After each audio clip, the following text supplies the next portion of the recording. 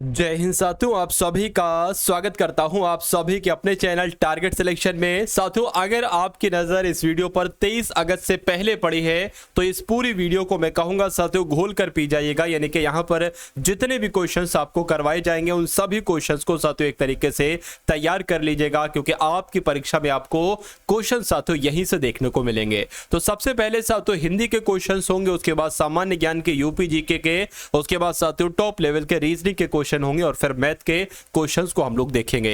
यानी कि साथियों पूरा पेपर देखेंगे एक तरीके से, जैसे जिस टाइप के क्वेश्चन आपसे 23 अगस्त को पूछे जाएंगे। तो मेरा मानना है इन सभी क्वेश्चंस को देखिएगा और क्लास आपकी बहुत तेजी के साथ साथियों गुजरेगी, ठीक है ना, क्योंकि हिंदी के बहुत तेजी के क्वेश्चन मैं आपको करवाने वाला हूं तेजी के साथ, और सामान्य ज्ञान के, ठीक है। तो बहुत ध्यानपूर्वक आपको इन सभी क्वेश्चंस को करना है और बताना है कि कितना स्कोर आपका रहा। पहला सवाल है कि उपसर्ग का प्रयोग होता है। देखिए, प्रत्यय का जो प्रयोग होता है तो वो प्रत्यय का प्रयोग साथियों शब्द के अंत में होता है। शब्द के शुरू में साथियों किसका प्रयोग होता है, यानी कि शब्द के आदि में उपसर्ग का प्रयोग होता है। यह बात आप लोग ध्यान रखेंगे। उसके बाद देखिए, आकाश का साथियों विलोम क्या होता है। तो आकाश कहते नहीं भाई आकाश पाताल, तो आकाश का विलोम क्या होता है, पाताल होता है। यानी कि जिनका भी आंसर ऑप्शन नंबर बी है तो बिल्कुल करेक्ट है। कौन सा शब्द अंधकार का पर्यायवाची नहीं है, मुझे बताइए। देखिए, अंधकार का मतलब होता है अंधेरा। अंधेरा को यानी कि तिमिर भी कहते हैं, यानी कि अंधकार को तिमिर भी कहते हैं, तम भी कहते हैं, लेकिन अमावस्या नहीं कहते हैं। तो अब नहीं कहते हैं तो मैं कह सकता हूं कि अंधकार का पर्यायवाची ऑप्शन नंबर सी वाला नहीं होगा। नहीं होगा तो यही आपका राइट आंसर है। उसके बाद देखिए, पत्र का शब्द का यानी कि पत्र शब्द का कौन सा अर्थ नहीं है। तो इनमें से पत्र के कौन कौन से अर्थ हैं, मुझे बताइए। देखिए, पत्र को पत्ता कहते हैं, पत्र को एक तरीके से साथियों क्या कहा जाता है, अगर बात करते हैं साथियों यहाँ पर पंख कहते हैं, पत्र को चिट्ठी कहते हैं, लेकिन पत्र को लेख नहीं कहा जाता है। क्या नहीं कहा जाता है साथियों, लेख नहीं कहा जाता। इसलिए राइट आंसर आपका जाएगा ऑप्शन नंबर डी के साथ। उसके बाद देखिए, जो मापा ना जा सके उसके लिए एक शब्द क्या होगा बताइए। तो उसको साथियों हम लोग क्या कहेंगे, अपरिमेय कहेंगे। यानी कि जिसको मापा ना जा सके उसके लिए एक शब्द क्या होगा साथियों, अपरिमेय होगा। अगला सवाल है कि निम्नलिखित में से एक कथन गलत है, यानी कि एक वाक्य गलत है, वो आपको बताना है, बताइए। चलिए,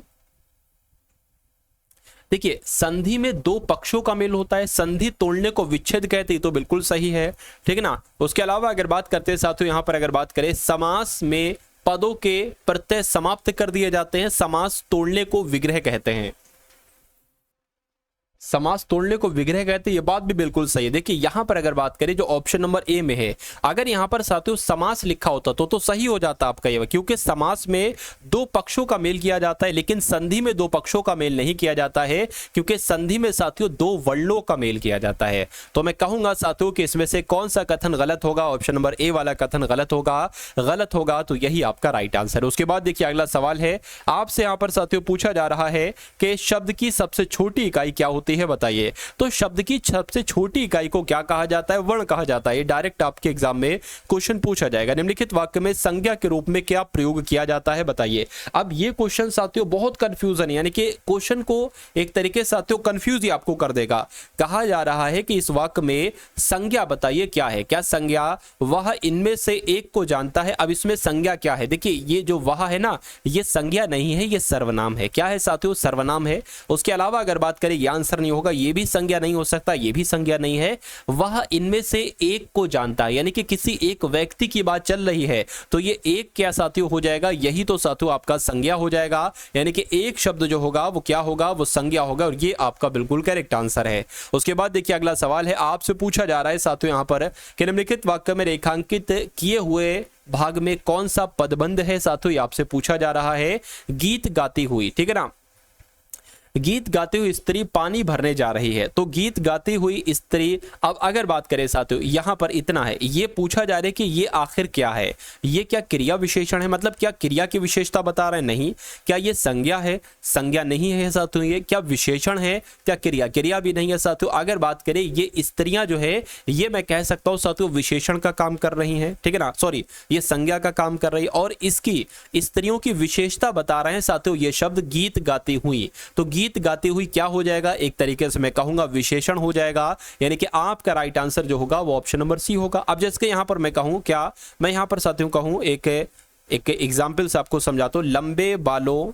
लंबे बालों वाले आदमी, क्या लंबे बालों वाले आदमी। अब साथियों मैं यहां पर आपसे पूछूं कि विशेषण क्या है, तो ये पूरा विशेषण होगा, ये पूरा, क्योंकि इस आदमी की विशेषता इन पूरे सभी शब्दों ने बताई है। तो ऐसी तो यहां पर हुआ, इस स्त्री की विशेषता इन सभी शब्दों ने बताई है, गीत गाती हुई। तो कुल मिला के ये आपका विशेषण हो जाएगा, यानी कि जिनका आंसर ऑप्शन नंबर सी है, तो मैं कहूंगा कि बिल्कुल करेक्ट है। उसके बाद देखिए जो शब्द क्रिया की विशेषता बताते हैं उनको क्या कहा जाता है, तो सिंपल सा प्रश्न है साथियों, उसको क्रिया विशेषण कहा जाता है। उसके बाद देखिए वह आई तो हो तो मेरी चिट्ठी उसे दे देना, ये साथियों काल कौन सा है आपको बताना है, बताइए।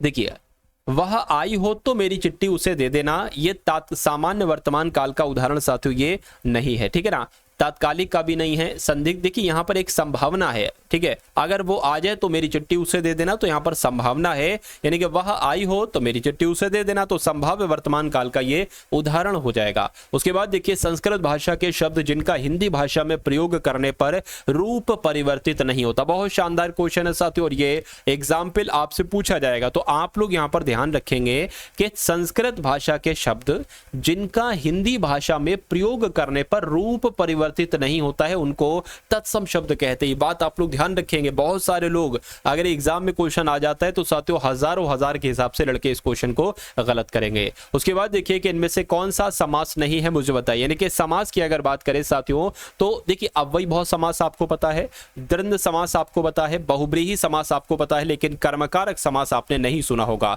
तो इस क्वेश्चन का राइट आंसर आपका ऑप्शन नंबर किसके साथ जाएगा, भाई यहाँ पर बी आ गया, कोई दिक्कत नहीं, आप लोग ये ध्यान रखें कर्मकारक समास का भेद नहीं होता है।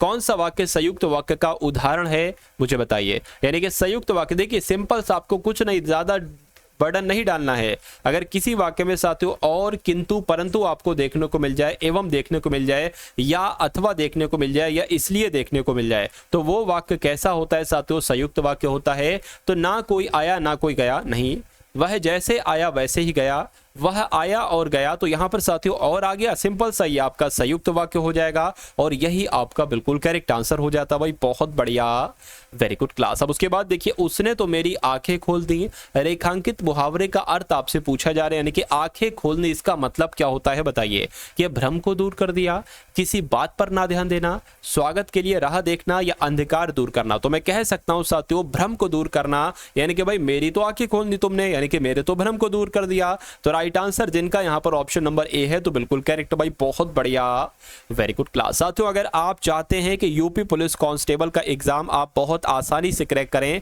यानी कि कम मेहनत में आप साथियों एग्जाम को क्रैक करना चाहते हैं, तो मैं आपको एक तरीका बताने वाला हूं कि जो भी 2018 से लेकर 2024 में साथियों पेपर हुए थे, मेरा मानना है साथियों इनको काउंट करेंगे तो 18 पेपर बनेंगे, यानी कि भर्ती बोर्ड के द्वारा 18 पेपर लिए गए हैं, और एक पेपर में 150 क्वेश्चन है।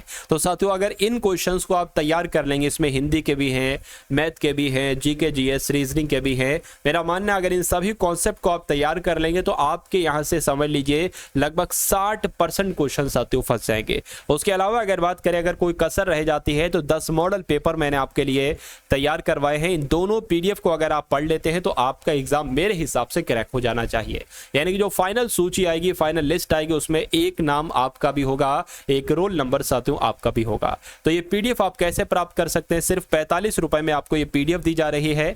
डिस्क्रिप्शन में लिंक है व्हाट्सएप पर पीडीएफ प्राप्त करने का, उस लिंक पर आप क्लिक करेंगे तो आप हमारे व्हाट्सएप पर आ जाएंगे, और वहां पर आपको साथियों एक बारकोड दिया जाएगा, उस बारकोड पर 45 का पेमेंट करके ये पीडीएफ आपको साथियों भेज दी जाएगी, ठीक है ना। तो एग्जाम से पहले पहले इन सभी क्वेश्चंस को आप लोग लगा लीजिएगा। अब इस क्वेश्चन को देखिए कि खटाई में पढ़ना, ये मुहावरा इस बार आपसे पूछा जाएगा कि खटाई में पढ़ना इसका मतलब क्या होता है, पछतावा होना, निर्णय ना होना, बहुत कष्ट होना, या नुकसान होना। तो मैं कहूंगा निर्णय ना होना, यानी कि इसको हम लोग कहते हैं भाई खटाई में पढ़ना, यानी कि निर्णय ना होना।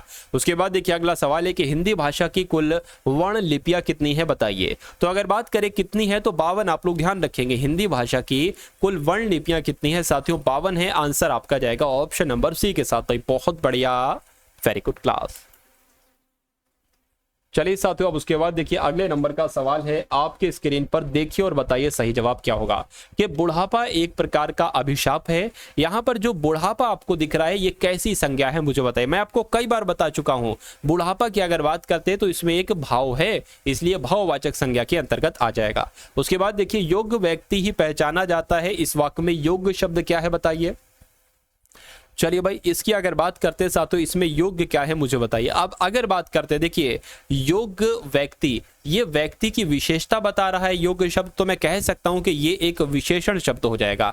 लेकिन ऑप्शन में तो हर एक ऑप्शन में ही साथियों विशेषण विशेषण विशेषण लिखा हुआ है। तो अब आपको ये बताना है कि ये किस प्रकार का विशेषण है। क्या ये साथियों अगर बात करें, ये व्यक्ति का एक गुण बता रहा है। अरे भाई, व्यक्ति योग्य है या व्यक्ति अयोग्य है, ये क्या होता है? ये व्यक्ति का गुण ही तो होता है, ये व्यक्ति की क्वालिटी होती है। तो मैं कह सकता हूं साथियों कि ये गुणवाचक विशेषण हो जाएगा, यानी कि जिनका भी आंसर जो लोग भी ऑप्शन नंबर डी के साथ है तो बिल्कुल करेक्ट है। उसके बाद देखिए, लड़का जल्दी से लपक कर पहुंचा, इस वाक्य में जल्दी से पद का कौन सा भेद है साथियों मुझे बताइए। देखिए अब अगर बात करें लपकना क्या है, लपकना भी तो एक क्रिया है। अब इस क्रिया की विशेषता बता रहा है कि जल्दी से लपका या देर से लपका या आराम आराम लपका या फुदक कर लपका। तो कुल मिला के मैं कह सकता हूं कि विशेषण है ये, और क्रिया की विशेषता बता रहा है, इसलिए आपका क्रिया विशेषण हो जाएगा। तो कुल मिला के सही जवाब आपका भी हो जाता है। अगला सवाल देखिए, वह काम बहुत ढंग से करते हैं, इस वाक्य में इस काल को पहचानिए कि काल कौन सा है मुझे बताइए। चलिए देखिए, अगर यहां पर साथियों हम लोग बात करें ता है ती है ऐसे करके आ जाए ना, तो ये भविष्य काल तो नहीं होगा, ठीक है ना। ये आपका सामान्य वर्तमान काल का उदाहरण हो जाएगा। वह काम बहुत ढंग से करते हैं, यानी कि सामान्य वर्तमान काल का उदाहरण है। उसके बाद देखिए, अंगीठी की अगर बात करें तो ये तद्भव शब्द है। इसका तत्सम साथियों क्या होता है? इसका तत्सम जो होता है वो अग्निष्ठिका होता है, यानी कि अगर अंगीठी शब्द को तत्सम में कहेंगे तो अग्निष्ठिका कहेंगे। उसके बाद देखिए साथियों, अप उपसर्ग दिए गए विकल्पों में से किसके साथ प्रयुक्त हो सकता है मुझे बताइए। तो अगर बात करें इसके साथ, क्या आप लगा सकते हो? तो अपजय हो जाएगा, नहीं। अपराम हो जाएगा, नहीं। अगर इसके साथ लगाओगे तो अपमान बनेगा, बिल्कुल साथियों, और ये शब्द होता है। आप अगर इसके साथ लगाओ तब भी काम नहीं बनेगा। तो मैं कह सकता हूं कि अप उपसर्ग किस शब्द के साथ इस्तेमाल कर सकते हो? तो मान के साथ इस्तेमाल करते हो, क्योंकि अगर मान के साथ अप लगाओगे तो इसका कुछ मतलब होगा, बाकी इनके साथ अगर लगाओगे तो उसका कोई मतलब नहीं होगा। उसके बाद देखिए, अल्पज्ञ का विलोम आपसे पूछा जा रहा है, ये बहुत आपसे पूछा जाता है। अल्पज्ञ का विलोम क्या हो जाएगा? सिंपल सा क्वेश्चन है साथियों, सर्वज्ञ हो जाएगा। उसके बाद देखिए, अगला सवाल है कि अतः शब्द का समानार्थी बताइए, यानी कि अतः की अगर बात देखिए, अतः कह लो या परिमाणता कह लो, क्या परिमाणता नहीं बल्कि परिणामता कह लो। तो कुल मिला के आपका राइट आंसर यहां पर जो जाएगा वो ऑप्शन नंबर सी के साथ जाएगा। उसके बाद देखिए, अंक शब्द का अनेकार्थी नहीं है मुझे बताइए। देखिए अंक की अगर बात करें, अंक को गोद भी कहा जाता है, अंक को संख्या भी कहा जाता है, और नाटक का भाग भी होता है अंक, ठीक है ना, लेकिन पृथ्वी नहीं होता है। तो नहीं होता है साथियों, इस क्वेश्चन का राइट आंसर आपका ऑप्शन नंबर सी हो जाएगा। जिस पर आक्रमण किया गया हो, इसके लिए साथियों अगर एक शब्द मैं आपसे पूछूं तो आप किसका बताएंगे? आपको बताना चाहिए आक्रांत, यानी कि जिस पर आक्रमण किया हो उसको आक्रांत कहा जाता है। राइट आंसर आपका जाएगा ऑप्शन नंबर सी के साथ। संधि के 3 भेद होते हैं, बिल्कुल सही साथियों। एक स्वर संधि होती है, ठीक है ना। अब यहां पर आपको 2 पार्ट और बताना है, 2 और कौन कौन तरह की संधियां होती हैं। देखिए उसके अलावा साथियों एक आपकी व्यंजन संधि होती है, और एक आपकी कौन सी संधि होती है साथियों? विसर्ग संधि होती है। तो कुल मिला के व्यंजन और विसर्ग कहां पर लिखा हुआ है? ऑप्शन नंबर ए में लिखा हुआ है। तो जिनका आंसर यहां पर है ऑप्शन नंबर ए के साथ, तो मैं कहूंगा कि बिल्कुल करेक्ट है। उसके बाद देखिए, जिस समास में प्रथम पद संख्यावाची हो जाए और अंतिम पद संज्ञा हो तो वो कैसा समास होगा मुझे बताइए। देखिए अगर पहला पद संख्यावाची है तो आप लोग बता देंगे कि उसमें द्विगु समास होगा, जिसके चौराहा है, तिराहा है या त्रिभुवन है, ये सब द्विगु समास है, क्योंकि इसमें पहला पद संख्यावाची है, ठीक है। उसके बाद देखिए अगला सवाल है कि बादल घिर आए और बारिश होने लगी, ये कैसा वाक्य है आपसे पूछा जा रहा है मुझे बताइए। देखिए अब यहां पर अगर बात करें और लगा है तो ये सरल वाक्य नहीं हो सकता, ये एक संयुक्त वाक्य हो जाएगा। कैसा वाक्य साथियों? ये हो जाएगा एक संयुक्त वाक्य हो जाएगा, और अथवा किंतु परंतु एवं इसलिए ऐसे करके शब्द आए तो वो आपका संयुक्त वाक्य होता है। उसके अलावा साथियों अगर बात करते हैं क्योंकि, क्या अगर बात करें साथियों क्योंकि या के आ जाए तो वो आपका मिश्र वाक्य होता है, ठीक है। के या क्योंकि आ जाए तो वो आपका मिश्र वाक्य होता है। उसके बाद देखिए, आंख लगना, इस मुहावरे का मतलब क्या होता है मुझे बताइए। तो भाई मेरी तो आंख लग गई यानी कि नींद आ गई, यानी कि इस क्वेश्चन का राइट आंसर आपका किस ऑप्शन के साथ जाएगा? ऑप्शन नंबर सी के साथ जाएगा। उसके बाद देखिए अगला सवाल है कि गागर में सागर भरना, इस मुहावरे का मतलब क्या होता है बताइए। कि असंभव काम को करना, या थोड़े शब्दों में अधिक कहना, या मूर्खतापूर्ण काम करना, या सरस दोहे की रचना करना। तो थोड़े शब्दों में साथियों अधिक कहना, इसको कहा जाता है साथियों गागर में सागर भरना। उसके बाद देखिए नेक्स्ट नंबर का सवाल है, सिंधु सभ्यता में घोड़े की अस्थियों का अवशेष कहाँ मिला साथियों, मुझे बताइए। तो इस क्वेश्चन का राइट आंसर आपका जो होगा वो सुतकोददा होगा, या सुतकोददा भी आ जाता है कभी कभी, तो ये उसके अलावा सुरकोटदा भी आ जाता है। तो दोनों बातें आप लोग साथियों यहाँ पर ध्यान रखेंगे। उसके बाद देखिए मोहम्मद गौरी किस वर्ष पृथ्वीराज तृतीय से पराजित हुआ था, बताइए। तो साथियों 1991 में आपका यानी कि जो तराइन का प्रथम युद्ध हुआ था, इसमें आपका मोहम्मद गौरी साथियों 1991 में पृथ्वीराज तृतीय से पराजित हुआ था। उसके बाद देखिए अंग्रेजों के खिलाफ भारतीय सैनिकों के द्वारा पहला बड़े पैमाने पर विद्रोह वेल्लार विद्रोह किस वर्ष हुआ था, यानी कि जो वेल्लार विद्रोह हुआ था साथियों ये कब हुआ था, ये 1806 में हुआ था। आंसर आपका सी के साथ जाएगा। भारत के पहले गृह मंत्री का नाम साथियों बताइए। तो भारत के पहले गृह मंत्री कौन थे, सरदार वल्लभ भाई पटेल ही भारत के पहले गृह मंत्री थे। अगला सवाल है कि उत्तर प्रदेश में कुल कितने लोकसभा संसदीय क्षेत्र हैं, ये सवाल आपसे बहुत पूछा जाएगा, और जब जब ये आएगा तो आपको 80 संख्या बताना है। कितनी, 80 संख्या बताना है। 73वां संवैधानिक संशोधन निम्नलिखित में से किससे संबंधित है, बताइए। तो ये पंचायती राज संस्थाओं से संबंधित है। किससे संबंधित है, 73वां संवैधानिक संशोधन साथियों पंचायती राज संस्थाओं से संबंधित है। ये जानकारी आपको मालूम होना चाहिए। पृथ्वी क्षैतिज पथ पर सूर्य की परिक्रमा करती है, या लंबरूप, या गोलाकार, या अंडाकार। तो अगर बात करें साथियों कि यहाँ पर आंसर क्या होगा, तो आप लोग ध्यान रखेंगे कि पृथ्वी अंडाकार पथ पर सूर्य की परिक्रमा करती है। उसके बाद देखिए अगला सवाल है, कर्क रेखा निम्नलिखित में से किन राज्यों से गुजरती है, मुझे बताइए। देखिए अगर बात करें साथियों कर्क रेखा किन किन राज्यों से, ठीक है ना, कर्क रेखा किन किन राज्यों से गुजरती है, तो मैं कहूंगा गुजरात से होकर गुजरती है, ठीक है। उसके अलावा असम से होकर गुजरती है, ठीक है। एक सेकेंड, देखिए एक तो आपका यहाँ पर साथियों गुजरात हो जाएगा, ठीक है ना। उसके अलावा अगर बात करते हैं साथियों झारखंड आपका हो जाएगा, झारखंड हो जाएगा। और उसके अलावा अगर बात करें मिजोरम हो जाएगा, ठीक है ना, मिजोरम हो जाएगा। लेकिन अगर बात करते हैं साथियों यहाँ पर अगर बात करें तो असम नहीं होगा, असम नहीं होगा। बाकी ये हो गए। तो ऐसा कहां पर लिखा हुआ है, यानी कि 1 2 4 कहां पर लिखा हुआ है, 1 2 4 ऑप्शन नंबर सी में लिखा हुआ है, तो ये आपका राइट आंसर हो जाएगा। उसके बाद देखिए अगला सवाल है आपकी स्क्रीन पर, देखिए और मुझे बताइए राइट आंसर आपका क्या होगा। चलिए कि उकाई बांध भारत के निम्नलिखित में से किस राज्य में है, ये आपसे कुल मिला के यहां पर पूछा जा रहा है, मुझे बताइए। देखिए यहां पर अगर बात करें साथियों कि उकाई बांध कहां पर है, तो आप लोग ध्यान रखेंगे गुजरात में उकाई बांध है। उकाई बांध कहां पर है साथियों, गुजरात में है। अगला सवाल देखिए निम्नलिखित में से कौन सा भारतीय अर्थव्यवस्था का प्राथमिक क्षेत्र है, बताइए। तो अर्थव्यवस्था का प्राथमिक क्षेत्र जो है ना साथियों वो कृषि है। क्या है साथियों, कृषि है, यानी कि जिनका आंसर ऑप्शन नंबर ए है, तो मैं कहूंगा बिल्कुल करेक्ट है। मुद्रा का क्या तात्पर्य होता है साथियों, मुद्रा की अगर बात करें कि मुद्रा क्या मूल्य का मापक है, कर्मचारियों को मिलने वाला वेतन है, लाभ अंश है, या किसी राज्य की प्रतिवर्ष की कुल आय है।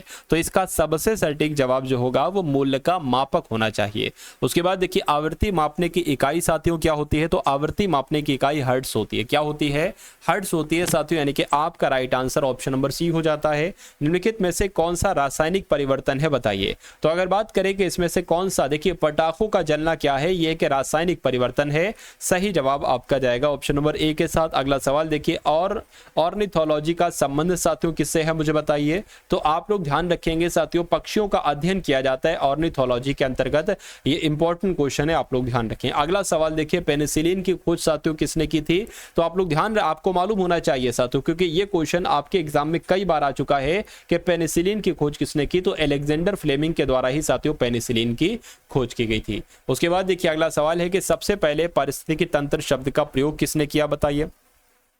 चलिए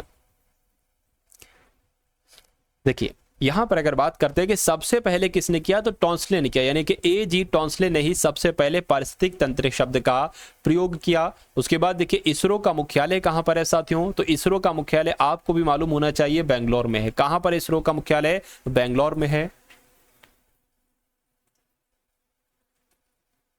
उसके बाद देखिए साथियों अगला सवाल है आपकी स्क्रीन पर है कि किस भारतीय महिला खिलाड़ी ने प्रथम बार ओलंपिक खेलों में पदक प्राप्त किया था। तो किसकी बात चल रही है साथियों, कर्णम मल्लेश्वरी की बात चल रही है, क्योंकि कर्णम मल्लेश्वरी ने ही ये पहली भारतीय महिला खिलाड़ी है जिन्होंने पहली बार ओलंपिक खेलों में पदक जीता था। उसके बाद देखिए किस राज्य में मेडिसिन फ्रॉम द स्काई नाम से एक महत्वपूर्ण योजना शुरू की गई है, बताइए किस राज्य की बात चल रही है साथियों। अगर बात करते हैं क्या तेलंगाना की, तो बिल्कुल साथियों तेलंगाना की बात चल रही है, यानी कि तेलंगाना राज्य ने मेडिसिन फ्रॉम द स्काई नाम से एक योजना शुरू की थी। चलिए और उसके बाद देखिए कि उष्ण कटिबंधीय चक्रवात ताउते का नाम किस देश द्वारा निर्धारित किया गया है, तो किस देश के द्वारा निर्धारित किया गया है, म्यांमार के द्वारा निर्धारित किया गया है। उसके बाद देखिए अगला सवाल है कि ऋग्वेद में निम्नलिखित में से किस देवता की सर्वाधिक महत्ता का वर्णन किया गया है, तो किसकी बात चल रही है साथियों, किसका वर्णन किया गया है, तो मैं कहूंगा इंद्र आपका बिल्कुल सही जवाब हो जाएगा। यानी कि अगर बात करते हैं ऋग्वेद में, तो इंद्र की अगर बात करें, ये देवता है साथियों, इनकी सर्वाधिक महत्ता का वर्णन किया गया है।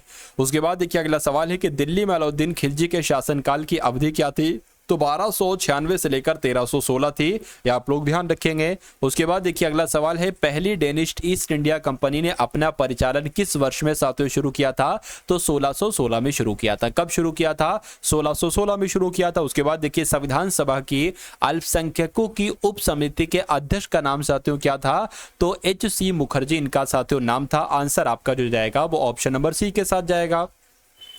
साथियों अगर अभी बात करें तो अभी आपको मैं कराने वाला हूं साथियों टॉप लेवल के रीजनिंग के क्वेश्चन और उसके अलावा साथियों मैथ के क्वेश्चन, क्योंकि आपका एग्जाम ये 23 अगस्त से आरंभ है, यानी कि ये आपकी परीक्षा की तिथि एक तरीके से बात करें, और इस परीक्षा को आपको साथियों हर हालत में पास करना है, चाहे वो साम दाम दंड व भेद कोई भी तरीका हो साथियों, इस पर जोर नहीं देंगे। दाम यानी कि दाम अगर आप सोचो दाम लगा लो भाई 20 लाख 25 लाख, इस पर नहीं, मतलब कुल मिला के दिन रात आपको एक करना है, और जो तरीका आपको अपनाना पड़े, जैसे आपको पढ़ना पड़े, कम ज्यादा अधिक बहुत अधिक आपको पढ़ना है, और इस बार आपको सिलेक्शन साथियों लेकर रहना है, क्योंकि फिर मैं आपसे कह रहा हूं बार बार मैं आपको कहता हूं कि दोबारा ये मौका आपको नहीं मिलेगा। तो अभी चुनिंदा दिन बचे हुए हैं, मेरा मानना है कि लगभग 5 क्लास आपको दी जाएंगी साथियों टारगेट सिलेक्शन के माध्यम से डेली यूपी पुलिस कांस्टेबल, और स्पेशली वो कंटेंट आपको दिया जा रहा है साथियों, वो क्वेश्चंस आपको इंपॉर्टेंट दिए जा रहे हैं जो डायरेक्ट आपको एग्जाम में देखने को मिलेंगे।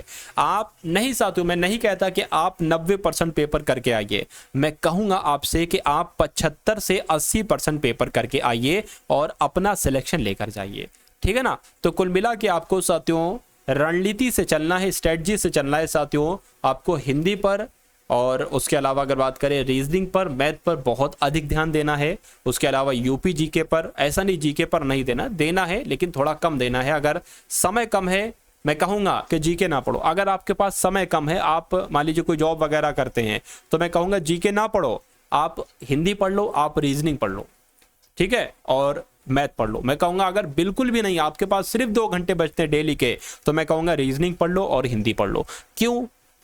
क्योंकि साथियों रीजनिंग के 55 क्वेश्चन आते हैं, अगर 50 भी आपने कर दिए, हिंदी के 37 क्वेश्चन आते हैं, अगर आपने 35 भी कर दिए, तो आपका स्कोर पता कितना हो जाएगा, 85 हो जाएगा। और ऐसा थोड़ी ना जीके में आपको कुछ भी नहीं आता होगा, अरे भाई 37 में से 10 सवाल तो कर लोगे, ऐसा भी नहीं होगा मैथ में आपको कुछ नहीं आता होगा, भाई 10 सवाल तो कर लोगे, तो 105 क्वेश्चन तो यही आपके बैठ गए, और इतनी ही लगभग आपकी कट ऑफ जाएगी, अरे भाई 110 चली जाएगी, ठीक है ना। ये जनरल के लिए मैं आपको बतला रहा हूं।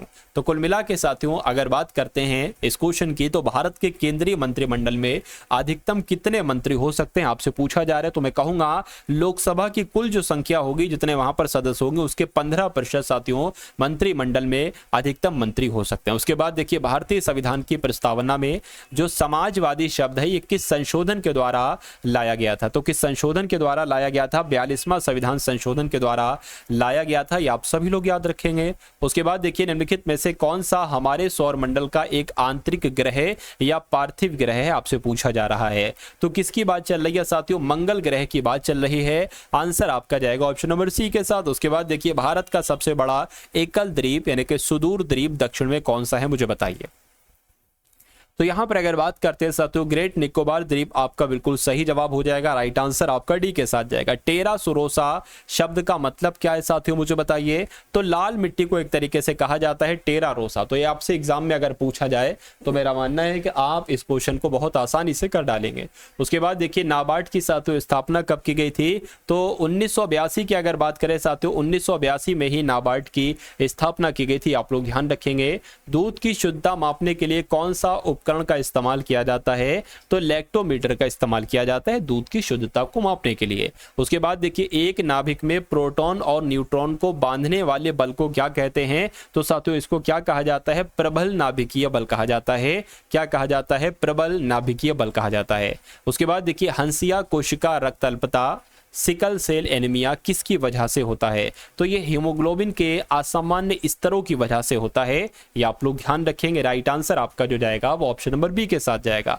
उसके बाद देखिए, ट्रैकोमा द्वारा कौन सा अंग प्रभावित होता है? तो ट्रैकोमा के द्वारा साथियों एक तरीके से ये आंखों का रोग है, तो आंखें ही तो प्रभावित होंगी, इसलिए सही जवाब जिनका है ऑप्शन नंबर सी तो बिल्कुल करेक्ट है। चिपको आंदोलन का संबंध साथियों किससे है? मैं कहूंगा पेड़ों से साथियों इसका संबंध है, तो क्या कह सकता हूं पादप संरक्षण से इसका संबंध है। आंसर आपका जाएगा ए के साथ। उसके बाद देखिए, 1975 में भारत द्वारा लॉन्च किए गए पहले अंतरिक्ष यान का नाम क्या? देखिए, जो आपका चिपको आंदोलन शुरू किया गया था ना, यानी कि महिलाएं पेड़ों से चिपक गई थी, क्योंकि पेड़ों को काटा जा रहा था, इसलिए महिलाएं पेड़ों से चिपक गई थी, अर्थात पेड़ों के संरक्षण से संबंधित साथियों हम कह सकते हैं पादप संरक्षण। उसके बाद देखिए, 1975 में भारत द्वारा लॉन्च किए गए पहले अंतरिक्ष यान का नाम क्या है साथियों? तो इसका नाम क्या है? नाम भी आपको साथियों मालूम होना चाहिए। आर्यभट्ट इसका नाम है। राइट आंसर आपका जाएगा बी के साथ। उसके बाद देखिए, सर्व और वॉली, क्या सर्व और वॉली शब्द किस खेल से जुड़े हुए हैं? तो ये किस खेल से जुड़े हुए हैं साथियों? ये टेनिस से जुड़े हुए हैं। राइट आंसर आपका जाएगा ए के साथ। अब उसके बाद देखिए, गौतम बुद्ध को महापरिनिर्वाण कहाँ प्राप्त हुआ था? तो इनको साथियों कहाँ ये प्राप्त हुआ था? कुशीनगर में ये प्राप्त हुआ था, ये आपको मालूम होना चाहिए। आंसर आपका बी के साथ जाएगा। मिशन ऑक्सीजन आत्मनिर्भरता किस राज्य सरकार ने शुरू की? तो साथियों किस राज्य सरकार ने शुरू की? ये महाराष्ट्र सरकार के द्वारा शुरू की गई थी। मिशन ऑक्सीजन आत्मनिर्भरता महाराष्ट्र के द्वारा साथियों शुरू की गई थी। अब उसके बाद साथियों यहाँ पर रीजनिंग के सवाल आपके शुरू हो चुके हैं, ठीक है ना? तो इन रीजनिंग के साथियों क्वेश्चंस को आप लोग देखेंगे और बहुत शानदार तरीके से साथियों क्वेश्चंस को यहाँ पर आपके लिए लिया गया है। तो अगर बात करें, सुई को हम साथियों टांका कह सकते हैं, यानी कि सुई जो होती है ना, सुई एक तरीके से टांका लगाने के लिए, टाका लगाने के लिए काम में आती है। तो चाकू किस काम में आता है? ब्लेड के काम में, मक्खन के काम में, काटने के काम में। बिल्कुल साथियों, काटने के काम में चाकू आता है, तो इसका राइट आंसर आपका सी के साथ जाएगा। उसके बाद देखिए, अगला सवाल है कि यदि पिक्चर को 6 लिखा जाता है और स्टूडियो को 5 लिखा जाता है, तो टेलीविजन को साथियों क्या लिखा जाएगा? जरा इसमें लेटर काउंट कीजिए कितने हैं। 1 2 3 4 5 6 7, 7 है तो 6 लिख दिया, 6 घटा दिया क्या? 1 2 3 4 5 6, 6 है तो 5 लिख दिया, 1 घटा दिया, तो इसमें से भी हम 1 घटा देंगे। 1 2 3 4 5 6 7 8 9 10, एक सेकेंड, 1 2 3 4 5 6 7 8 9 10, 10 है तो साथियों 9 लिखे हो। 9 कहां पर लिखा हो? ऑप्शन नंबर बी में लिखा हो, तो यही आपका बिल्कुल सही जवाब हो जाएगा। उसके बाद देखिए, अगला सवाल है और आपसे यहां पर पूछा जा रहा है कि निम्नलिखित में से कौन सा समूह से संबंधित नहीं है साथियों, मुझे बताइए। देखिए, यहां पर अगर बात करें साथियों कौन सा समूह से संबंधित नहीं है, तो लोमड़ी है, बकरी है, घोड़ा है, जेब्रा है। अगर लोमड़ी की बात करते हैं तो ये साथियों मांसाहारी है। क्या ये मांसाहारी है? ये साथियों शाकाहारी है। उसके अलावा घोड़ा भी शाकाहारी है और जेब्रा भी शाकाहारी। तो सबसे अलग कौन सा होगा? लोमड़ी होगा, यानी कि ए वाला सबसे अलग होगा और ए ही हमारा बिल्कुल सही जवाब हो जाएगा। उसके बाद देखिए, अगला सवाल है कि निम्नलिखित श्रेणी में अगली संख्या, यानी कि 1 आ गया, 9 आ गया, 18 आ गया, 28 आ गया, तो यहां पर एक संख्या आएगी, वो कौन सी आएगी? ये बात आपसे पूछी जा रही है। देखिए, 1 से यहां पर 9 हो गया, यानी कि 8 बढ़ाया गया है। 9 से 18 हो गया, 9 बढ़ाया गया है। 18 से 28 हो गया, 10 बढ़ाया गया। अब देखिए, यहां पर 8 बढ़ाया गया, 9 10 बढ़ाया गया, तो जाहिर सी बात है यहां पर 11 बढ़ाया जाएगा। तो 28 और 11 कितने होते हैं साथियों? 39 होते हैं। तो 39 आपका राइट आंसर हो जाएगा, जो कौन से ऑप्शन में? ऑप्शन नंबर सी वाले में है। उसके बाद देखिए, अगला सवाल है आपकी स्क्रीन पर, मुझे बताइए। देखिए, सरस्वती और गौरी बहनें हैं, तो यहां पर साथियों हम लिख देते हैं, क्या लिख देते हैं? सरस्वती और किसकी बात की गई है? और गौरी की बात की गई है, यानी कि ये दोनों आपस में बहनें हैं। ठीक है, ये दोनों आपस में बहनें हैं। गौरी का भाई सरस्वती के पिता से किस प्रकार संबंधित है? सरस्वती के पिता, तो सरस्वती के पिता मान लीजिए ये हो गए। सरस्वती के पिता के पिता, यानी कि ये सरस्वती के पिता, ठीक है ना, से किस प्रकार संबंधित है? कौन? गौरी का भाई। गौरी का भाई साथियों मान लीजिए ये हो गया गौरी का भाई। अरे भाई, ये सरस्वती के कौन होंगे? दादा होंगे। तो ये आपस में भाई बहन तो हैं, तो जब सरस्वती के ये दादा हो जाएंगे तो ये साथियों इसके भी दादा हो जाएंगे। तो मैं कह सकता हूं कि यहां पर साथियों अगर बात करते हैं यहां पर अगर बात करते, पूछा आपसे, मतलब ये दादा हो जाएंगे, ये पोता हो जाएगा। पूछा आपसे क्या जा रहा है, गौरी का भाई सरस्वती के पिता से किस प्रकार। अब से जहां पर आ जाए, उससे पहले जो नाम हो, आपको देखना है कि ये क्या कहेंगे, ये क्या कहेंगे साथियों, ये पिता मतलब पिता के पिता क्या कहेंगे इसको, तो पोता कहेंगे, इसलिए पोता आपका साथियों यहां पर राइट आंसर होगा, पोती नहीं, पोता आपका राइट आंसर होगा। चलिए उसके बाद देखिए अगला सवाल है कि अब अगर बात करते हैं साथियों, यहां पर एल का अर्थ है प्लस, ठीक है, एम का अर्थ है, यहां पर नहीं लिखा हो मैं बता देता हूं, एम का अर्थ है साथियों माइनस, एम का अर्थ है माइनस। उसके अलावा लिखा हुआ एन का अर्थ है गुणा, और पी का अर्थ है क्या साथियों, बचा क्या, भाग बचा, तो पी का अर्थ है साथियों भाग। तो आपसे पूछा जा रहा है इसको सॉल्व करिए, तो जो जो संख्याएं हैं ना 28 5 5, ठीक है ना, और सॉरी 50 5 4, इसको साथियों लिख लीजिए 28 5 50 5 और 4। अब आपने साथियों ये लिख लिया, इतनी बात आपको साथियों समझ में आ गई, बिल्कुल समझ में आ गई। अब अगर बात करते हैं साथियों एन का मतलब क्या है, एन का मतलब क्या है, गुणा है, तो साथियों यहाँ पर गुणा आ जाएगा।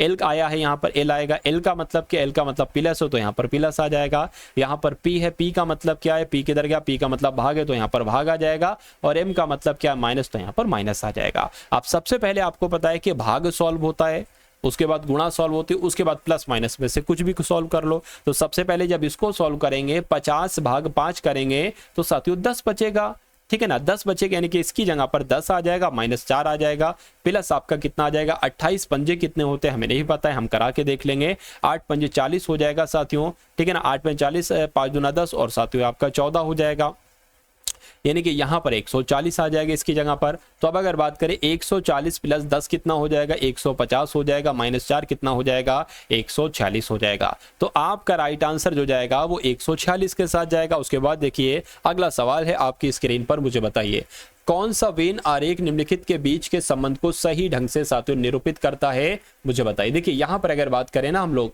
कि वेल है, जहाज है और महासागर है। मान लीजिए महासागर ये है, अब महासागर के अंदर ही तो वेल भी होती है और जहाज भी होता है, लेकिन कोई वेल जहाज नहीं होती और कोई जहाज वेल नहीं होता है। तो इस टाइप का कहां पर बना हुआ है जरा देखिए, तो इस टाइप का तो ऑप्शन नंबर इसमें बना हुआ है साथियों, कौन सा है, बी वाला है ना, तो बी आपका बिल्कुल सही जवाब हो जाएगा। उसके बाद देखिए अगला सवाल है आपकी स्क्रीन पर, बताइए। चलिए इस क्वेश्चन को देखिए और मुझे बताइए कि राइट आंसर आपका किस ऑप्शन के साथ जाएगा। चलिए भाई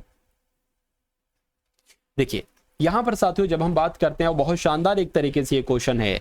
कथन को आपको देखना है और निष्कर्ष को आपको पढ़ना है। कथन में लिखा हुआ है कि सभी पंखुड़ियां फूल हैं, तो मान लेते हैं साथियों ये आपकी क्या हो जाएंगी, ये आपकी पंखुड़ियां हो जाएंगी। कहने के सभी पंखुड़ियां फूल हैं, तो ये सभी पंखुड़ियां क्या हो गई साथियों, एक तरीके से सभी पंखुड़ियां फूल हो गई। उसके बाद कहने के सभी पंखुड़ियां पीली हैं, ठीक है ना, सभी पंखुड़ियां एक तरीके से अगर बात करते हैं क्या है, पीली है, तो सभी पंखुड़ियां आपकी पीली हो गई, कोई दिक्कत नहीं। अब कहने के सभी पीले जो है ना ये फूल हैं। अब देखिए पीली अलग चीज है और पीले अलग चीज है, यानी कि सभी पीले फूल हैं तो फूल के अंदर आएगा साथियों ये पीले शब्द, तो मैं कह सकता हूं कि सभी पीले फूल हो गए। अब निष्कर्ष को पढ़िए साथियों और मुझे बताइए कौन सा सही है। देखिए यहां पर सभी फूल पीले हैं क्या, देखिए फूल कहां पर है, फूल कहां पर है, फूल का ये क्या, सभी फूल पीले कैसे हो जाएंगे, हाँ इतने फूल पीले कह सकते हैं, तो ये गलत हो जाएगा। सभी पीले पंखुड़ियां हैं, सभी पीले ये हैं, ठीक है ना, सभी पीले पंखुड़ियां कैसे हो जाएगा, पंखुड़ियां ये हैं पीले ये हैं, तो ये भी गलत हो जाएगा। यानी कि मैं कह सकता हूं कि ना एक ना दो, यानी कि कोई सा निष्कर्ष अनुसरण नहीं करता है। आंसर आपका जाएगा ऑप्शन नंबर ए के साथ। अब उसके बाद देखिए कथन पढ़िए और निष्कर्ष बताइए कौन सा साथियों इसमें से निष्कर्ष आपका सही है। कि मणि ने अपनी मां से कहा कि सूप स्वादिष्ट है। मणि उन बेटा है, माँ मणि माँ है, माँ से कह रहा है कि सूप जो है भाई बहुत शानदार है, बहुत स्वादिष्ट है। तो निष्कर्ष बताइए मणि की माँ ने सूप बनाया है, ठीक है ना, मणि की माँ ने, मतलब यहां पर ऐसा कहीं नहीं लिखा है, क्या पता मणि की माँ ने हो सकता हो मार्केट से ला के सूप दिया हो, ये भी हो सकता है, जरूरी थोड़ी ना मां नहीं बनाया हो, क्योंकि यहाँ पर ऐसा लिखा नहीं गया है। उसके बाद कहने के मणि को सूप पसंद है, हाँ ये जरूर हो जाएगा। अगर कोई चीज किसी की तारीफ कर, यानी कि अगर कोई किसी की तारीफ कर रहा है तो जाहिर सी बात है वो चीज को पसंद है, तो मैं कह सकता हूं कि मणि को सूप पसंद है, ये आपका बिल्कुल सही जवाब हो जाएगा। यानी कि सिर्फ निष्कर्ष दो अनुसरण करता है, ऐसा कहां पर लिखा हुआ है, ऑप्शन नंबर बी में लिखा हुआ है। उसके बाद देखिए अगला सवाल, इसको छोटा मैं कर देता हूं आपके लिए। देखिए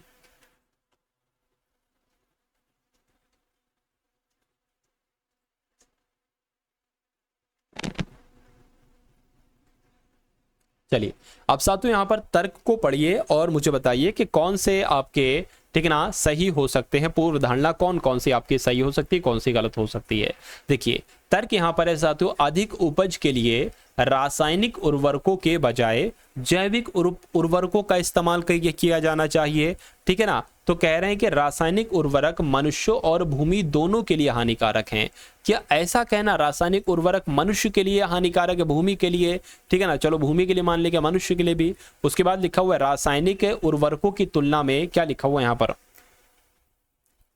अच्छा नीचे लिखा हुआ है काला वाला, रासायनिक उर्वरकों की तुलना में जैविक उर्वरक अधिक उपज प्रदान करते, तो ये तो सातों सही लग रहा है। लेकिन अगर तर्क के अनुसार बात करें कि अधिक उपज के लिए रासायनिक उर्वरक के लिए बजाय जैविक उर्वरकों का प्रयोग करना चाहिए, ठीक है ना, तो रासायनिक उर्वरक मनुष्य और भूमि को दोनों के लिए हानिकारक, ये थोड़ा सही नहीं साथियों मुझे लग रहा है।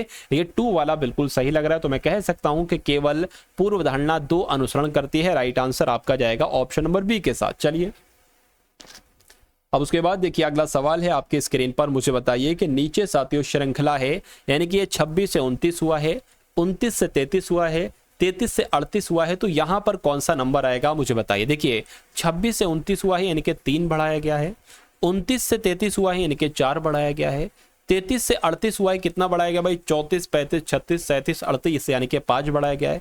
तो जाहिर सी बात है यहाँ पर 6 बढ़ाया जाएगा।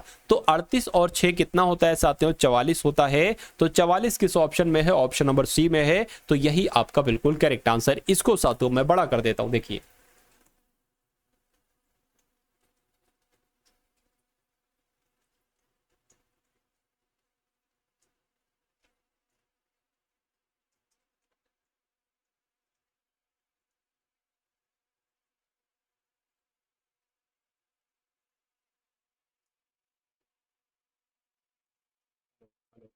हेलो हेलो, चलिए तो अब इस क्वेश्चन को देखिए साथियों, और यहां पर आपको बताने कि यहां पर कैसे क्या होगा साथियों। देखिए आपको एक आकृति दिख रही होगी, दिए गए विकल्पों में से उपरोक्त आकृति का जल प्रतिबिंब बताइए। जल प्रतिबिंब का मतलब यह है कि अगर इसको जल में आप देखोगे तो ये साथियों आपको कैसी दिखाई देगी, आपसे पूछी जा रही। देखिए अगर साथियों मान लेते हैं क्या ये ऐसा तीर है, ये ऐसा ही तीर तो है, कुछ ऐसा ही तीर है साथियों, ठीक है ना। तो ये जब जल में दिखाई देगी साथियों, कैसे दिखाई देगी, ये ऐसे दिखाई देगी, ये मैं आपको बता देता हूं, ये ऐसी दिखाई देगी, ठीक है ना, ये ऐसी दिखाई देगी। तो ऐसा तीर कहां पर बना हुआ, क्या यहां पर बना हुआ है, नहीं। क्या यहां पर बना हुआ है, नहीं साथियों, यहां पर भी नहीं बना हुआ है, सिर्फ इसमें बना हुआ है। तो यही आपका राइट आंसर हो जाएगा। बहुत अधिक आपको नहीं देखना है, सिंपल सी चीज है साथियों, ठीक है ना। अब उसके बाद देखते हैं अगला सवाल आपके स्क्रीन पर, देखिए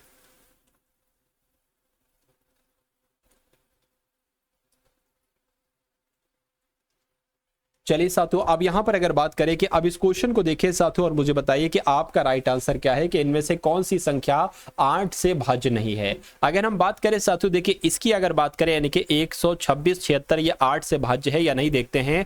8 एकम 8, 4 जाएगा 46 हो जाएगा, 8 पंजे 40 हो जाएगा, 6 जाएगा 67 हो जाएगा, 8 8 64, ठीक है ना।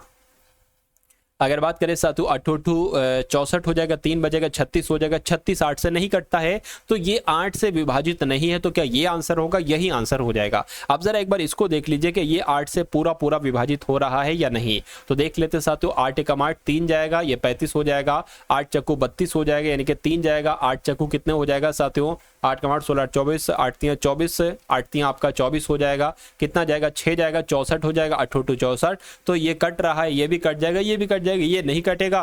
तो यही आपका साथियों राइट आंसर हो जाएगा। उसके बाद देखिए अगला सवाल है कि इनमें से कौन सी भिन्न सबसे बड़ी है साथियों, मुझे बताइए। चलिए अब देखिए इस सवाल को साथियों आप लोग करने का तरीका क्या है, इसमें से सबसे बड़ी भिन्न पूछ रहे हैं। ऐसा करते हैं कि ये भिन्न बड़ी है या ये भिन्न बड़ी है, इसमें से हम सबसे पहले देख लेते हैं कि भाई साहब कौन सी भिन्न बड़ी है, ठीक है ना। कौन सी भिन्न बड़ी है, 9/22 और 8/19 मैंने लिख दिया। अब देखिए ये भिन्न बड़ी है, ये भिन्न बड़ी हम देखते हैं। 22 की गुणा 8 से कराओ जरा, 22 की गुणा 8 से कराई, 8 दूना 16, 8 दूना 16 17, यानी कि 22 की गुणा अगर 8 से करोगे तो 176 आ जाएगा, ठीक है। अब 19 की गुणा साथियों अगर बात करते हैं 9 से कराएंगे तो 9 ने 81 हो जाएगा, ठीक है ना, और ये आपका 17 हो जाएगा, यानी कि ये आपका आ गया 171। तो अब इधर है 176 और इधर है 171, तो कुल मिला के ये वाली भिन्न बड़ी हो, क्योंकि ये नंबर ज्यादा है, यानी कि ये आंसर अब नहीं हो सकता 9/22 ये वाली भिन्न बड़ी है। अब हम साथियों क्या देख लेते हैं, अब हम साथियों ये देख लेते हैं कि ऑप्शन नंबर ए वाली भिन्न बड़ी है या ऑप्शन नंबर सी वाली भिन्न बड़ी है। अरे भाई बी और ए और बी में से कंपैरिजन करा तो हमें ए मिला। अब देख लेते हैं 8/19 बड़ी भिन्न है या साथियों 10/23 भिन्न बड़ी है। तो इसकी अगर कराएंगे 190 आ जाएगा। अगर साथियों यहाँ पर 23 की गुणा 8 से कराएंगे 8 को 24 हो जाएगा, 8 दूनी 16 साथियों 17 18 आ जाएंगे, यानी कि 184 आ जाएगा। तो मैं कह सकता हूँ साथियों 190 बड़ा होता है, यानी कि ये वाली भिन्न बड़ी है। तो अब ये वाली भिन्न नहीं बड़ी होगी, अब ये वाली होगी, यानी कि अब आंसर ये होगा या तो ये होगा, क्योंकि या तो हो सकता हो साथियों ऑप्शन नंबर सी वाली भिन्न बड़ी हो या हो सकता हो ऑप्शन नंबर डी वाली भिन्न बड़ी हो। तो इसमें से आप क्या करा लीजिए, आप इसमें से साथियों कैलकुलेशन करा लीजिए, आपका आंसर पता चल जाएगा। 10/23 आपका आ गया और 11/24 आपका आ गया। इसकी इससे गुणा कराएंगे 240 आ जाएगा, ठीक है ना। 23 की गुणा कराएंगे 11 से साथियों ये आ जाएगा 352 यानी कि 253 आ जाएगा। तो 253 बड़ा है, यानी कि मैं कह सकता हूँ 11 सभी में भिन्न बड़ी है, यानी कि इन सभी में से भिन्न बड़ी है वो 11/24 बड़ी है। उसके बाद देखिए अगला सवाल है आपकी स्क्रीन पर, मुझे बताइए। चलिए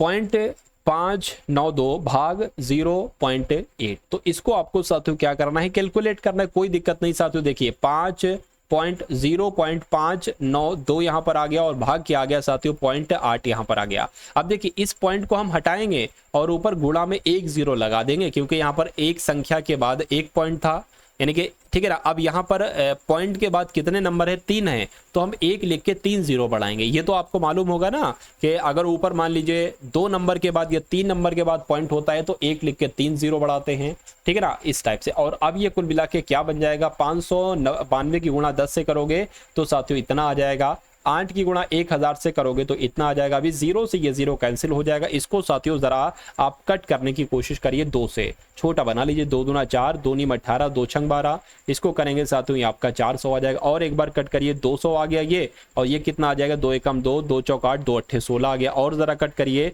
ये आपका 100 आ गया। ये कितना आ गया, 2 सत्ते 14, 2 चौक 8, यानी कि ये आपका 74 आ गया। अब देखिए नीचे 100 है, ठीक है ना, नीचे 100 है ऊपर 74 है, तो ये 2 0 हटाएंगे और यहाँ पर हम पॉइंट लगा देंगे, ठीक है ना। तो पॉइंट 74 कहाँ पर, यानी कि 0.74 कहाँ पर लिखा हुआ है, ऑप्शन नंबर बी में लिखा हुआ है। तो यही आपका साथियों बिल्कुल करेक्ट आंसर हो जाता है। चलिए अब उसके बाद देखिए अगले नंबर का सवाल आपकी स्क्रीन पर है, देखिए और बताइए कि यहाँ पर आपका सही जवाब क्या हो सकता है। चलिए देखिए यहाँ पर अगर साथियों हम लोग बात करते हैं कि 2018 में एक कॉलोनी की जनसंख्या 54,000 थी, तो जो 5% प्रति वर्ष की दर से बढ़ रही है, तो 2 साल में पूर्व कॉलोनी की आबादी साथियों कितनी, 2 साल पहले, अब यहाँ पर साथियों ध्यान दीजिए 2 साल पहले की बात की जा रही है।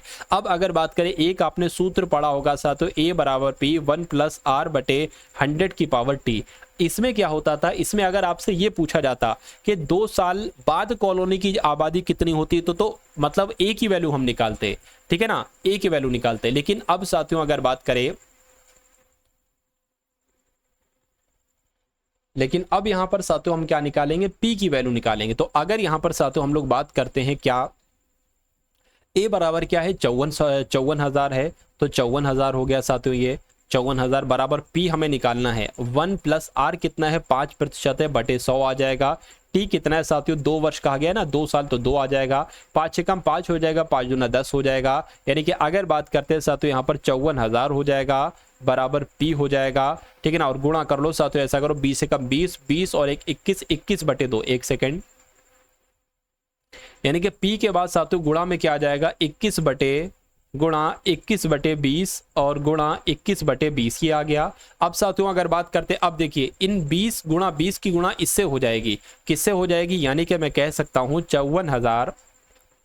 अब इन दोनों 20 की गुणा 54 से हो जाएगी, 54,000 से हो जाएगी 20 गुणा 20, और नीचे क्या हो जाएगा साथियों, ये 21 गुणा 21 है ना, ये नीचे आ जाएगा। ये साथियों 21 गुणा 21 ये यहाँ पर आ गया और ये वैल्यू निकलेगी साथियों P की। इतनी बात आपको समझ में आ गई, इतनी बात साथियों आपको यहाँ पर समझ में आ गई होगी, उम्मीद करता हूँ। चलिए अब अगर बात करें साथियों, इसको 3 से कट करें, 3 सत्ते 21 हो जाएगा। इसको अगर कट करें, 3 कम 3, 3 सत्ते 21, 3 अट्ठे आपका 24 हो जाएगा, ठीक है ना। इसको साथियों 3 सत्ते 21 हो जाएगा। इसको अगर बात करें, 3 छंग आपका 18 हो जाएगा, और जो 3 0 लगे वो 3 0 भी लग जाएंगे यहाँ पर। अब अगर बात करें साथियों, अब इसको अगर साथियों कैलकुलेट करने पर आए तो इसको कैसे कैलकुलेट करेंगे, तो बस आपको इसको कैलकुलेट करना है साथियों, बस आपका काम हो गया। यानी कि अब अगर बात करें साथियों, इसको मैं हटा देता हूँ, ठीक है, क्योंकि मुझे थोड़ी सी जगह की यहाँ पर ज़रूरत है। अब देखिए यहाँ पर क्या क्या बचा साथियों, एक तो आपका P बराबर क्या बचा, 6000 बचा, गुणा साथियों 20 गुणा 20 बचा आपको, नीचे क्या बचा साथियों, 7 गुणा 7 बचा। इतनी बात आपको साथियों समझ में आ चुकी है। अब अगर साथियों देखिए बात करें यहाँ पर, अब देखिए अगर हम लोग आसपास नंबर निकालें, क्या आसपास अगर हम लोग नंबर निकालें, या अगर ऐसा करो साथियों, इसको अगर कट करें, देखिए 7 एकम 7, 7 दूना 14 आ जाएगा, ठीक है, कितना बचेगा साथियों, 6 बचेगा, ठीक है, पॉइंट लगाएंगे, जीरो बढ़ाएंगे साथियों, यहाँ पर 7 7 7 8 56 आ जाएगा। तो इसको कट करेंगे 2.8 आए, इसको इससे कट करेंगे तब भी साथियों 2.8 ही हमारे पास आएगा। तो अब आप जब इसकी कैलकुलेशन कराओगे तो आपके पास साथियों कितना आएगा, 49,000 के आसपास आएगा। मैं कह सकता हूं कितना आएगा, एक बार मैं देख लेता हूं साथियों। तो 28 के अगर गुणा करा दें, 8 यहाँ पर 64 हो जाएगा, 8 दूना 16 और आपका ये 22 हो जाएगा, 8 दूना 16, 6 आ जाएगा, 2 दूना 4, 5 आ गया, यानी कि 4 8 और 7 आ गया। तो मैं कह सकता हूं साथियों अगर 28 की गुणा कराओगे, इसको भी हटाओ भाई, इसको भी यहां से क्या करो, हटा दो। चलिए अब अगर बात करें, यानी कि 2.8 की गुणा कराएंगे तो कितना आ जाएगा, 7.84 आ जाएगा। अब इसमें साथियों 6 की गुणा करा दो, ठीक है ना, पॉइंट भूल जाओ, 3 जीरो भी अभी भूल जाओ, 6 की गुणा कराओ जरा, 6 चौक आपका साथियों 24 आ जाएगा, 6 चंग 36, 6 सत्ते 42, 6 48, 49 50 आ गया, और 6 चंग 36, 6 सत्ते 42, 42 और 5 47 हो गया। तो कुल मिला के अगर बात करते हैं साथियों यहाँ पर, अब अच्छा एक सेकेंड, यहाँ पर अगर बात करें, हाँ यहाँ पर साथियों 47,000 आ रहा है, लेकिन अब पता करना क्या होगा, ये आपको पूरी गुणा करना होगी, तब साथियों जो है ना वो राइट आंसर तक आप यहां पर पहुंच पाएंगे। जैसे कि हमने क्या किया था, ठीक है ना, हमने क्या किया था साथियों, 7 की गुणा जब यहां से 7 की भाग साथियों जब 20 से दे रहे थे तो इसको अंत तक नहीं कट किया था, अंत तक इसको कट करना चाहिए, ठीक है। कैसे अंत तक कट करना चाहिए वो भी मैं आपको बता देता हूं। 7, ठीक है ना, 60 बचा था ना, तो 7 8 आपने 56 कर दिए थे, फिर कितना बचा, 4 बचा साथियों। अरे भाई पॉइंट लगाए, जीरो बढ़ाओ, 7 पंजे 35, तो यहाँ पर साथियों 5 भी लिखो, और जब इसको आप लिख दोगे, अब आपको इसकी कैलकुलेशन कराना है। यानी कि अब आपको साथियों सिर्फ किसकी करें, 2.85 गुणा 2.85, 2.85 और गुणा 6000 की गुणा कराना है आपको, इसकी साथियों गुणा कराना है, यानी कि इनकी करा देना, इनकी, उसके बाद साथियों 6 की करा देना, लगभग आपके पास 48,980 के आसपास आएगा, और यही आपका साथियों राइट आंसर हो जाएगा, ठीक है ना। उसके बाद देखिए अगला सवाल है साथियों, इसके बाद मेरे ख्याल से ये अंतिम के आसपास क्वेश्चन होगा।